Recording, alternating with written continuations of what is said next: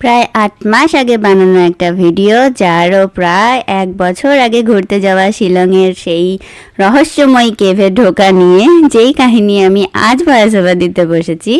সত্যি সময় কোথা দিয়ে চলে যায় একদমই বোঝা যায় না। একদম বলা যায় যে একদম মানে প্রায় অনেকগুলো দিন চলে গেল।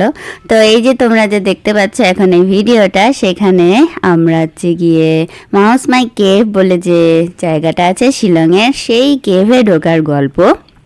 অ্যাকচুয়ালি আমি আগেও এই কেভে গেছিলাম, বাট আমি তখনই তয় করে এসেছিলাম যে আমি আর যাব না এই কেভে, চাহে কুছ ভি হয়ে যায়।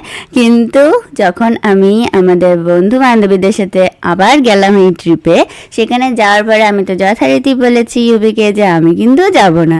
কিন্তু সেখানে ওরা সবাই মিলে আমাকে বলল যে চলো না একবার সবাই মিলে একসাথে ঢুকে দেখি। এটাই তোমাদেরকে বলবো যে কিভাবে আমি এই কেভের এক পাশ থেকে আরেক পাশে গেলাম। মানে এতটাই কঠিন রাস্তা, এখানে দেখতেই পাচ্ছ অনেকেই গেছে এখানে, কিন্তু ঢোকার আগে আমার মুখটা দেখো, তোমরা দেখলেই বুঝতে পারবে যে আমি কতটা ভয় পেয়েছিলাম। কিন্তু জানো তো ভেতরে যাওয়ার পরে মানে ধীরে ধীরে ধীরে ধীরে দেখলাম যে এখানে অনেক লাইটের ব্যবস্থা আছে এখন। আর ইউবি আমাকে বললো যে আমি তো আছি, প্লাস ওরা সবাই আছে। আর দেখো আমাদের সাথে দুজন ছোট ছোট বাচ্চাও ছিল, একজন বনি একজন রাহি। তো ওরা যদি যেতে পারে তাহলে তুমি কেন যেতে পারবে না, আমাকে তাই বললো। তখন আমি ভাবলাম যে সত্যি তো একবার চলো ভয়টাকে ভাঙিয়ে আসি গিয়ে ভেতরে গিয়ে। তো এই সরু গভীর রাস্তা দিয়ে, অ্যাকচুয়ালি এই রাস্তাটা ওয়ান ওয়ে, সেটাই আর কি ভয়ের। মানে তুমি মাঝ রাস্তায় গিয়ে আর ব্যাক করতে পারবে না, এটাই আর কি। তো সেই জন্যই আমার বেশি আর কি কষ্ট হচ্ছিল। দেখো অনেকেই ফিরে ফিরে চলে আসছিল, কারণ মাঝখানে গিয়ে রাস্তাটা একটু বেশি সরু হয়ে যায়। ঢোকার মুখে তো ঠিকই আছে, বেশ অনেকটাই বড় জায়গা, স্পেস আছে, কিন্তু ভেতরে যাওয়ার পরে না এই কেভের রাস্তাটা বেশ অনেকটাই সরু হয়ে যায়। মানে এমনও রাস্তা আসে যে হয়তো তোমাকে শুয়ে শুয়ে যেতে হচ্ছে। এরাম আমি তো সব রহস্য আগেই বলে দিলাম। তা যাই হোক, এখন আমি তোমাদেরকে দেখাচ্ছি যে হচ্ছে গিয়ে আমরা কিভাবে গেলাম। এই যে দেখতে পাচ্ছ, এটা হচ্ছে সুরদার কোলে রাহি। আর এখন তো আমি তো দাঁড়িয়ে আছি, কারণ সামনে সবাই আস্তে আস্তে করে যাচ্ছে। তারপরে ওই রাস্তা যখন ক্লিয়ার হবে তখন ধীরে ধীরে যাব। আর দেখো ওপরে এরকম রড লাগানো, রডের মধ্যে সুন্দর করে লাইটও লাগানো আছে। তো আমরা যে ভিডিও করছিলাম সেখানে ফ্ল্যাশ লাইট জ্বালিয়ে রেখেছিলাম, আর বেশ অনেকটাই রাস্তা এরকম অন্ধকার চলে আসে হঠাৎ করে, কিন্তু ওখানে লাইটের ব্যবস্থা ছিল। আর কি একটা ব্যাপার হয়েছিল যে যেহেতু আমরা গেছিলাম প্রায় এপ্রিল মাসের দিকে, শেষের দিকে, সেই জন্য সেখানে একটু বৃষ্টি বাদল হচ্ছিল, তো নিচে পুরো জলে জল ছিল। আর এমনিও এই কেভের ভিতরে জল থাকেই, কিন্তু সুন্দর ব্যবস্থা হয়ে গেছে এখন। তো এখানে যাওয়াই যায়, মানে একটু কষ্ট হয় কারণ বসে বসে কোনো কোনো জায়গা পার হতে হয়। দেখো তোমরা দেখতেই পাবে এখনই আমি এখন বসে বসে পার হব রীতিমতন। আর এখানে বনাদা বসে আছে, কারণ হচ্ছে গিয়ে যে আমাদের সাথে যে ছোটো ছোটো পুচকিগুলো ছিল তাদেরকে এক এক করে পাস করছিলাম আমরা এদিক থেকে ওদিকে। তো একজন করে এরকম বসছিল কেভের ও পাশে গিয়ে, তো পুচকুকে নিয়ে ও পাশে একজন চলে যাচ্ছিল, তারপরে তাদের বাবা মারা ওদিকে যাচ্ছিল। তো এভাবে করে আমরা সুন্দর সুন্দর মজা করতে করতে গেছি। এখানে আমরা একটু ফটোও তুলে নিচ্ছিলাম, কারণ এতটা কেভের ভিতরে ঢুকেছি, ফটো তো তুলতেই হবে আমাদেরকে। একটা প্রমাণ তো রাখতেই হবে না যে আমরা এতটা কষ্ট করেছি ভেতরে, কারণ হচ্ছে গিয়ে বাইরে থেকে দেখলে অতটাও বোঝা যায় না যে ভেতরটা কতটা কঠিন রাস্তা। এই দেখো ইউবিকেও দেখতে পাবে, আমরা একদম মাথা নিচু করে প্রায় বসে যাওয়ার মতন। আর সাইডে কিন্তু বেশ অনেকটাই নিচে খাদ টাইপের ছিল, কারণ এটা একটা ব্রিজের মধ্যে দিয়ে আমরা পার হলাম, ওপরে একটা লোহা টাইপের ব্রিজ করা ছিল। আর এখন এই রাস্তাটা বেশ দুদিকে হচ্ছে গিয়ে বড় বড় পাথর, আর সেই পাথর তো একদম ভর্তি করে জল পড়ছে। এটা কিন্তু মানে কেভের ভেতরেই জল পড়ছে, মানে বাইরে বৃষ্টি হচ্ছিল সেই জলগুলো ভেতরে পড়ছে। আর এই রাস্তাটা পেছনটা দেখতে পাচ্ছ কতটা সরু, আর কতটা একদম মানে কি বলবো অন্ধকার, আর একদমই সরু রাস্তা এটা, দুপাশে পাথর। আর এরকম রাস্তা দিয়ে যাওয়া মানে সত্যি একটা দারুণ অভিজ্ঞতা। তা এই দেখো ইউবিকেও হাই বলতে বললাম, ইউবিও সুন্দর করে হাই বলে দিল। আর আমার সামনে সামনে বনাদা ছিল, আর একদম সবার সামনে ছিল অমরি, বনিকে নিয়ে ও আগে আগে যাচ্ছিল। তো এরপরে আমরা যেতে যেতে বেশ ওখানে আরও অনেক গ্রুপ ছিল যাদের সাথে আমাদের পরিচয় হয়ে গেছিলো। ওরাও বেশ মজা করতে করতে যাচ্ছিল।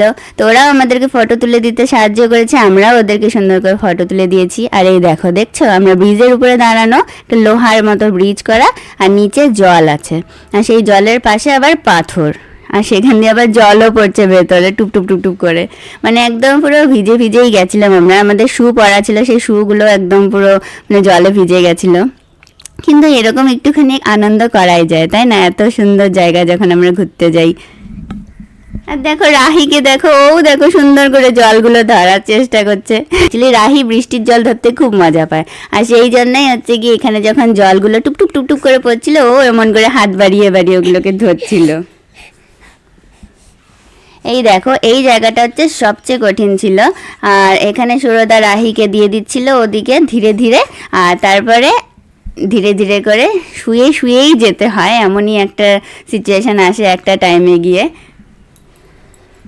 এবার আমিও এখান দিয়ে চলে যাচ্ছিলাম একদম, মানে কি বলবো, এবার হচ্ছে গিয়ে ইউবির আসার পালা।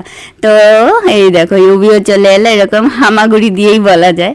তো এই যে এই হচ্ছে গিয়ে ফুল ভিডিওটা এরকম করে ওখানে বসে বসে আসতে হয়, মানে আর কি ওপারে যেতে হয়।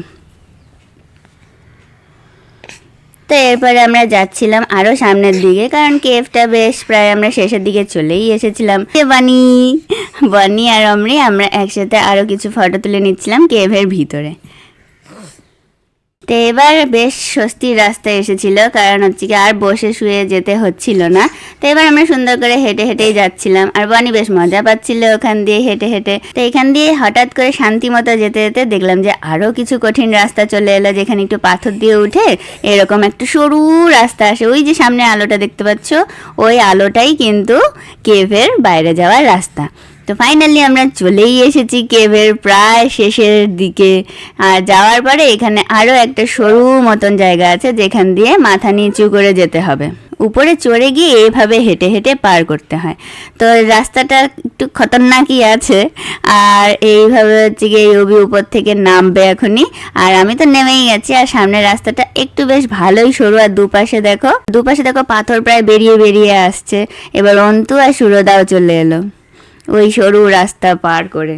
আর এখন আমরা এই সরু রাস্তা দিয়ে সামনের দিকে এগিয়ে যাচ্ছি, কারণ আমরা প্রায় কেভের লাস্টেই চলে এসেছি। আমরা একদম কেভের বেরোনোর জায়গায় চলে এসেছি, যেই জায়গাটা ভীষণ সুন্দর। ওপরে দেখো, ওপর থেকে কি সুন্দর একটা আলো দেখা যাচ্ছে। আর এই জায়গাটা ভীষণ ভালো লাগছিল, আসার পরে মনে হচ্ছিল যেন স্পটলাইট একদম। ব্যাপারটা এমনই ছিল, ওপর থেকে সূর্যের আলো ঢুকছিল, আর এখানে দাঁড়ালে পরে একদম তোমার মাথার উপরে আলো ছিল। ওখানে আরও একটা যাওয়ার জায়গা ছিল, কিন্তু ওই রাস্তাটা বন্ধ হয়ে গেছে, তাই আমরা ওদিকে আর যাইনি। এবার আমরা ঠিক করলাম যে হ্যাঁ এবার এখান দিয়ে চলো বাইরে বেরিয়ে যাই, কারণ তাছাড়া কোনো উপায় ছিল না, কারণ আরেকটা রাস্তা তো বন্ধ ছিল। তো এই দেখো আমি এখানে দাঁড়িয়ে সুন্দর করে ফটোশ্যুটও করে নিয়েছি, কারণ এখানের আলোটা সত্যি ভীষণ সুন্দর ছিল। আর ওখানে দাঁড়িয়ে বেশ সবাই একসাথে সুন্দর সুন্দর ফটো তুলে যাচ্ছিল, তা আমরাও তাই করলাম। এবার আমরা এই কেভ থেকে বাইরের দিকে বেরিয়ে চলে এলাম, গুহা পার করে চলে এলাম, নেমেও এলাম। এই সিঁড়ি বেয়ে নামলাম আমরা, এই সিঁড়ি বেয়ে নেমে এলাম। চারদিকে জঙ্গলটা দেখো, ঝিঝি পোকার আওয়াজ। এলাম একটু চুপ করে থাকি। এই দেখো বেরোনোর রাস্তাটা এরকম ছিল, পুরো অ্যাডভেঞ্চারাস। কারণ কেভের ভিতরে কতটা ভিডিও বোঝা যাবে জানি না, এটুকু সরু সরু জায়গা, এরকম সরু সরু জায়গা, শুয়ে শুয়ে আসছে, বসে বসে হামাগুড়ি দিয়ে। মনে সাহস থাকলে তুমি আসতে পারবে, ভয় পেয়ে গেলে অনেকেই বেরিয়ে যাচ্ছিল। আমি ভাবছিলাম যতক্ষণ না আটকাবো ততক্ষণ কেন আর যাবো না, সবাই আমরা চলে এসেছি ভালো মতো। এই দেখো এখানেও পড়া যায়, শিলংয়ে পড়বে তুমি, আমার ইচ্ছা আছে, তুমি পড়ো না একবার। না না, ওদের টাইম নেই, আমাদের চার টাইম, তুমি পড়বে তো কিছু আছে, তুমি পড়ো না। চলো এখন আমরা সেভেন সিস্টার ফলস তো দেখতে পেলাম না, তো এখন আবার যাব, যদি হচ্ছে কি ক্লিয়ার হয়ে যায়। এই দেখো শিলংয়ের ড্রেস, এটা লোকাল ড্রেস, বেশ সুন্দর ছিল। এখানেও এসে ওরা পড়ছে, একটা সুন্দর সিঁড়ির মতন জায়গা ছিল, যেখানে চারপাশে ছিল সুন্দর ঘন জঙ্গল। তো সেই ঘন জঙ্গলের মাঝখানে যখন একটা সিঁড়ি চলে যায়, সেই সিঁড়ির মাঝখান দিয়ে বসলে পরে কিন্তু বেশ সুন্দর একটা ভিউ আসে। এই দেখো এই কেভের বাইরেও কিন্তু অনেকে শিলংয়ের যে ট্র্যাডিশনাল ড্রেস সেটা পরে পরে ফটোশ্যুট করছিল। তো এবার এখান থেকে আমরা বেরিয়ে গেলাম, আর বেরিয়ে গিয়ে আমরা চলে যাব এখন আরেকটা লোকেশনে। এই দেখো আমরা সবাই এই গাড়িতে করেই ঘুরেছি, আর এই যে অমরি আর বনি। বনি কেভে ঘুরে এসে ওর খুব মজা লেগেছে, কিন্তু এত রোদ ছিল না, সেই জন্য একদম পুরো মাথা নামিয়ে ওর ঘুম পেয়ে যাচ্ছিল। এরপরে আমাদের এই কেভের মধ্যে অ্যাডভেঞ্চার করে তো প্রচুর খিদে পেয়ে গেছিল, তারপরে আমরা চলে গেছি একটু পেট পুজো করতে। তো চলো সেই দিনের ভিডিওটা আমি আবার পরের দিনের ব্লগে দেবো। Bye bye.